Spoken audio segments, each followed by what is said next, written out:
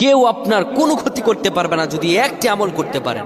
আপনি ব্যবসা বাণিজ্য লস খেয়েছেন, চারদিকে শত্রুতে ভরা, মামলা মোকদ্দমায় জড়িয়ে আছেন, বিপদের পর বিপদ, একের পর এক বিপদ আসে, শুধু একটি আমল করুন, কেউ আপনার কোনো ক্ষতি করতে পারবে না। আল্লাহর কসম করে বলছি ও মুসলমান, যদি আপনি আমলটি করতে পারেন, বিশ্বনবী মুহাম্মদ রাসূলুল্লাহ সাল্লাল্লাহু আলাইহি সাল্লাম আমাদেরকে এই আমলটি শিক্ষা দিয়েছেন। আবু দাউদের 5088 নম্বর হাদিস, তিরমিজি শরীফের 3388 নম্বর হাদিস, আপনি একদম সহিহ সনদে হাদিসটি রাসূল সাল্লাল্লাহু আলাইহি ওয়াসাল্লাম শিখিয়ে দিয়েছেন।